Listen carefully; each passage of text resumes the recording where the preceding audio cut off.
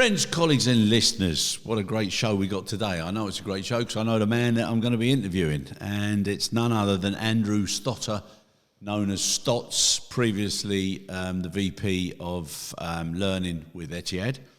And we're here at the EVA International Airside Magazine GSE and Ramp Operations Conference in Seville. So, Andrew Stotts, lovely to see you again. It's amazing to be here, and what a beautiful city Seville is. What an amazing location. No, it's also, well, you know my affinity with Spain, and beautiful place. Any chance I get, but this is absolutely superb. Now, Stotts, I said ex Etihad because I think most people will probably have heard and known that you're now departing from the organisation. So, and I know how well you loved Etihad, but moving on now and knowing that you get 100,000 views a week on some of these little messages, of which I'm a subscriber. I love them. So what I want to ask you, what's next for Stotts? I think next for me is just opening my audiences up and actually sharing my content with a much wider audience. It's as simple as that, really. I don't want to be selfish. I loved my time with Etihad. I've loved my career to date.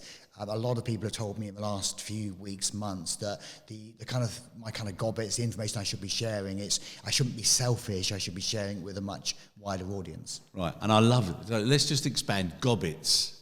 So, so we got all these little buzzwords and stuff, but I love gobbets.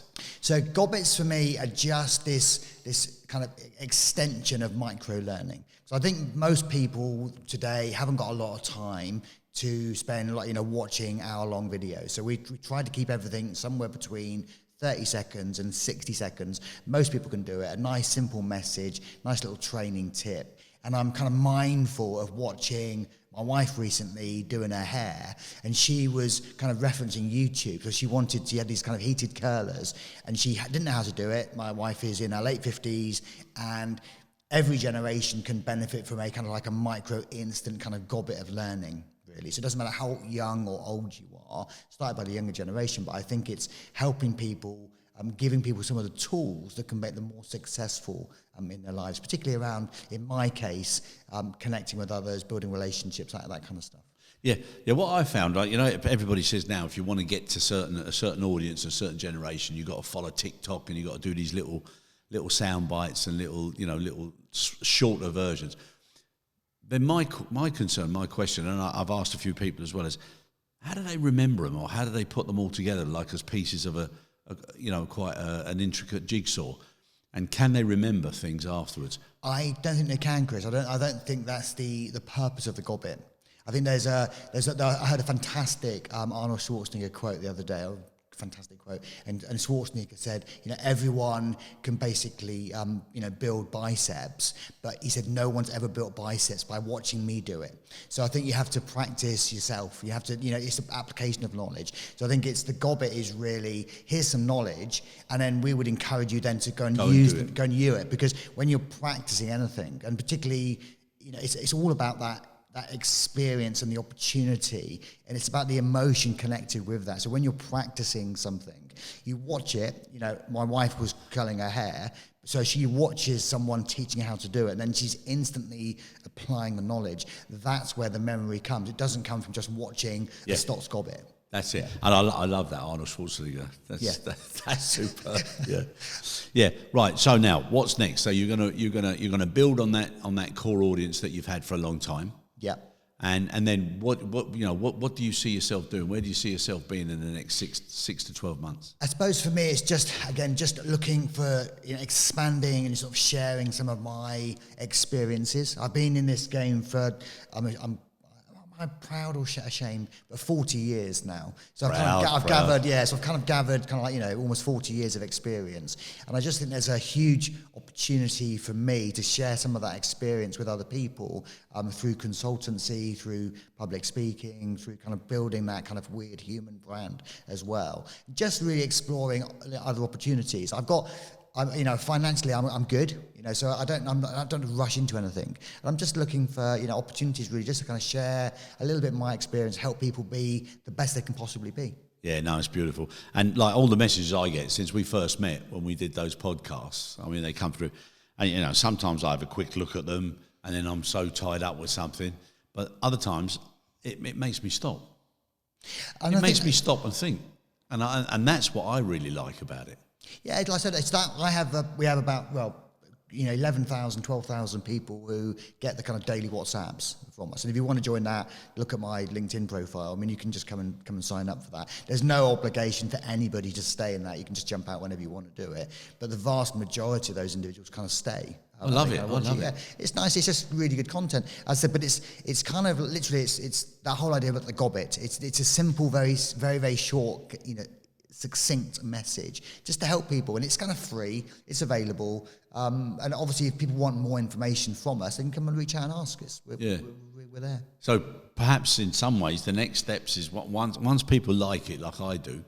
One of the thoughts I had was, if you get then a particular subject matter and you do it in those small bits and pieces, it makes it again easier for people, and then they can expand upon that early, shall we say, seed sowing, and then it's up to them how they cultivate that information. But if they get the opportunity, they could you could do a series of little parts that build up to be a much bigger capability or competence platform. Yeah, we've been doing a lot of work with selling at the moment and sales, and I think that's really important because I think a lot of organisations, they generate lots of really good quality leads through their kind of marketing. Yep. They spend some serious kind of like money on that. I think one of the challenges, they then give those leads to their sales teams, their brilliant sales teams, but often the sales teams really struggle to convert the lead. And I think actually helping people to connect, they're just as a really good example where there's for me there's a 4-step process, and I could give you that recipe. That's it. To do that, and that recipe then could be taken by any human being and applied. It's a bit like when you're watching the girl doing her hair, with her hair curlers, or you're watching Jamie Oliver making a curry or whatever. You can follow that recipe, and you're maybe not quite as good as an absolute master at closing the lead. But actually, if you follow those basic 4 steps in how to close the lead, you're probably going to be 85% as good as the master. And that's what it's about. And it's not necessarily having to remember that, but it is about application. It's about practicing and using it, Yeah, something that I've experienced now within the last 4 days, right? A lack of common sense, a lack of logic, and then apathy, and then people just saying, well, that's it. That's the best I can do it. Now, what you're talking there about converting leads, do you not think there's a way now of getting into people who feel it's like I'm juster?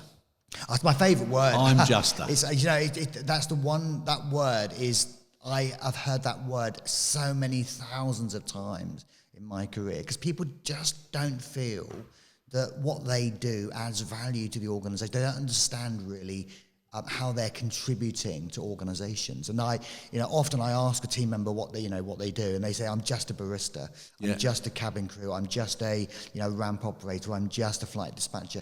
And those 3 words, juster, or 2 words, they really frustrate me because I think nobody is a juster.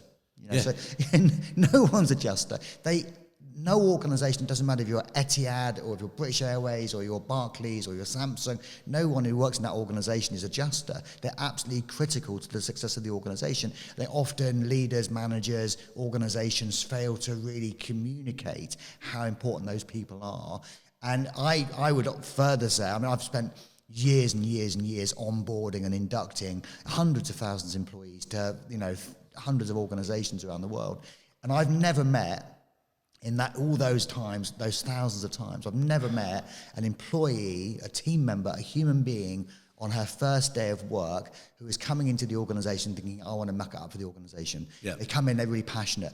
I have, unfortunately, met quite a few thousand employees when I meet them 3 months later, and they've suddenly been almost, they've been almost totally disillusioned, frustrated by the way they're treated within the organisation. So they come in desperately trying to do the best they can for the organisation, whatever it is. And then 3 months later, for some reason, they've kind of lost that spark. And that really is, I think, about the way they're led and about what they're being asked to do. Because, very simply, I'm always saying there's 5 things that are really important to you and me. There's that kind of piece around clarity, what am I being asked to do? Am I getting some regular feedback on how I'm doing it? Am I basically understanding the role I play within the organisation? Do I actually feel that I'm growing and learning? And finally, for me, probably the most important thing is, do I believe that the organisation cares about me? Because if I believe the organisation cares, I then tend to care for the organisation. I think too often employees feel it's kind of one-way traffic. I.e., it's, you're going to do this, so I'm going to give you some money to do it. And actually, people want more than just cash. Yeah. I mean, I'm sure people get fed up with me, but I've been talking about care for a long time, in the early days of COVID. And I just think everybody, no matter who you are, what age you are, where you come from, what your aspirations are, you still want to know that people care, and then that you care about them. And one of the messages that came through from you one day, just out of the blue, was nobody cares how much you know until they know how much you care. Yeah, and I loved it. That is just absolutely the very essence of the relationship. I've been sharing that story with you before, but my father was. Had a client for more than 70 years, right? So he's cutting this. I mean, it's a long story, but I won't bore you with it. But it's, imagine having a relationship where a client is giving, you cash for 7 decades, right? That is, and she, where she would not allow any other human being to touch her hair, right? For 7 decades, once a week, once every 2 weeks, right?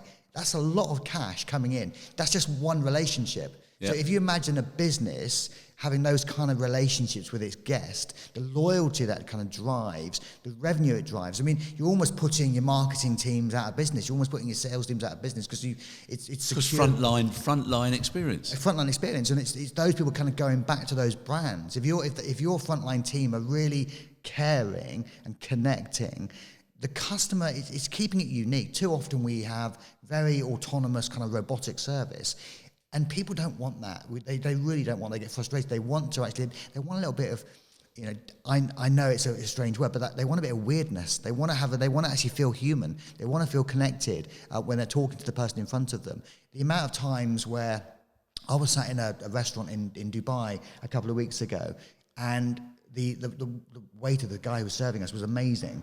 And he put some food down. I hadn't actually ordered any food. And he put some food down in front of a friend of mine called Moon.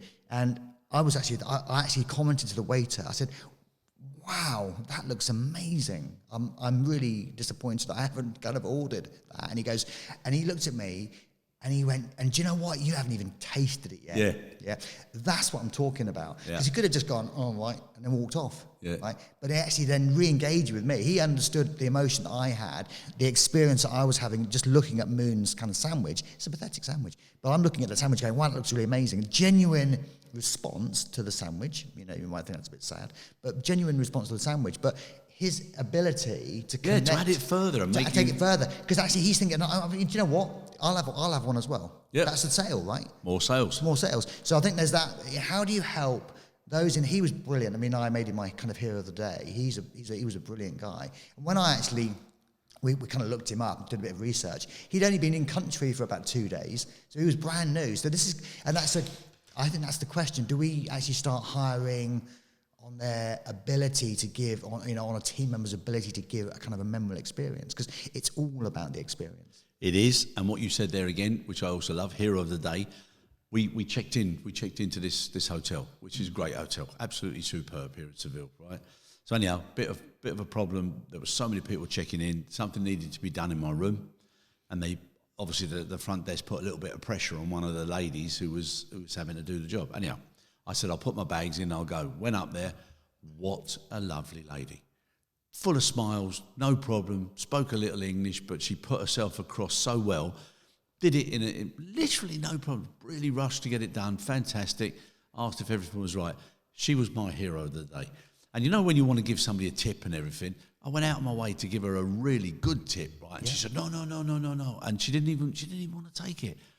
And then I insisted on it, and I was so impressed with her. I thought, now, if that lady was working for me, she'd be making such a big impact. And that's what I think is missing. People don't realise that at every touch point with a customer, you've got that influence, you've got that impact. And why on earth aren't companies making those people feel so special about what they do so that the company cares about them, and then they in turn care about what they do, and then they go home feeling better? Yeah, I walk into so many stores it doesn't matter where I've travelled widely around the world. I'm very, very privileged in that regard. But I walk into stores and there's the salesperson that's just stood disengaged, maybe at the front door. I'm actually a serious, because if I'm walking over the threshold of that store, whatever it is, it doesn't matter if it's a cafe, bar, it's a t-shirt shop, a jewelry, whatever it is. If I'm walking over the threshold, I'm a lead, right? I'm actually coming in, but they need to be converting me. Those people, but they're not engaging with me. They're not saying, good morning or making me feel welcome or even paying me a compliment. I think that's one of the magic tricks for me is actually the ability to pay people a sincere, genuine compliment. Because when we pay a sincere, genuine compliment, really, really quickly, they know you care. Then they instantly connect with it, and it's because most people, I would say, live in a kind of like a trance state. They wander around. They're not really aware of kind of what's going on around them. They're in their own little kind of bubble, and just by sort of like shocking them out of that kind of like trance state, just starting to build that relationship. Yep. Welcome, just being really, really welcome. I was teaching these. I do a little bit of a routine with teaching customer service, and I've done that routine literally with police officers wearing kind of what you and I would call a skirt in Fiji. And I've done it, literally in pretty much every continent around the world. And it's always the same thing. And I always say, if I'm coming to dinner at your house, Chris, what would you do? And always the same answer. It doesn't matter if it's Fiji or Tonga, Vanuatu, the US, Texas, whatever it is. Every human I've ever had that conversation with says they do the same things. They would basically make sure, the first thing they think was, crikey, Andrew's coming for dinner, panic, right? I need to phone my loved one and say, you need to get the house ready. You need to clean the house and have a bit of a tidy up because, he's coming round. Do you know who this guy is? That's the first thing. The second thing is when I arrive, it's always going to be a warm greeting and how was your day? What you've been up to? And then basically I'm probably going to be sat in a nice seat in the house, getting offered some sort of beverage. They might even say, is there anything you don't particularly like to eat? So we're all good at doing those things. We all know how to do that when a guest comes to our home. It's simple. Yeah. So why can't our team members do the same when I'm coming to, it's not their home, but it's their place of kind of work, right? So when I walk in, is it clean? Is it tidy? Am I being greeted in a friendly manner? Am I being, taken from my trance and just generally, engage with? And I think it's so important. So many people seem to miss the point. Lastly, I would say, and I think this is so important, is that we as human beings, I have to live with myself 24 hours a day, right? And that's a shockingly bad thing, right? That's quite... I'm just thinking about it. And at the moment, you're experiencing a little bit of that, but I have to live with myself 24 hours. So I have a kind of a choice. I can either choose to be high-end enthusiastic, right? Yep. Or I can choose to be, negative and bored. Unfortunately, I have to go, like most people maybe listening, have to go to work, right? So I want to go to work. I have to earn money to pay my family and, whatever I have to pay for.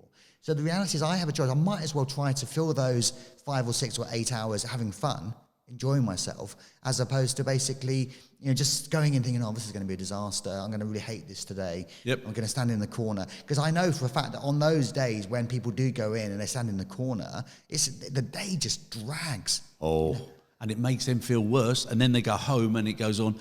And I think media, politics, everything that's going on now, people love to talk about bad news. Yeah, and people should start now trying to be upbeat. Get rid of this grey cloud and get rid of that I'm juster, and then start making people feel, I can or I will. Yeah, it's just, I talk a lot about own it, so it's that, take personal responsibility, because I see, there's always kind of 4 things, it's actually seeing it, what I would say, actually seeing what the challenge is, taking responsibility. I'm going to actually own that now. I'm going to solve what I have to do to get over that kind of challenge. So seeing it, owning it, solving it, and then basically what I would say, doing it, taking action. There's those kind of 4 steps. But that second step, taking the biggest thing I probably get asked for, senior executives around the world, they always say to me, Stotts, we need our team to be more accountable. Yep, yeah. 100%. It's always the question, but that's not probably the question. The question is really, how do we get more responsibility within our teams? As in, presence and ownership. And that comes from me, from helping people understand their clarity, how well they're doing at work, the role they play within the organization. And basically, they feel they're growing, and also that the organization cares about them. Exactly. And that's it. I know you care. Oh, passionately. I really enjoyed the first time we met. I enjoyed what we've done together since. And what I'm thinking is that, like I told you about the term I call my son, which was I've called him ever since he was a baby, Knots. Yeah. Okay, not instead of Notter, I call him Knots all the time. So everybody knows him as Knots, and I know him as Knots, and now you with Stots. So I think what we should do a little Knots and Stots show. Awesome. About care. And if you don't mind, before you leave the conference, I'd love to kick that off with a first episode, and then maybe we can also get into the weird human term that you use as well. So if you're up for that, I'd love to do it. 100%, yeah, really looking forward to it. Yeah, but thank you for letting me come and say hello, and thank you for to the beautiful people of Seville for making me feel so welcome. Yeah, no, it's an absolute pleasure. We care. We care. We care. Absolutely. All right. Lovely. Thank you.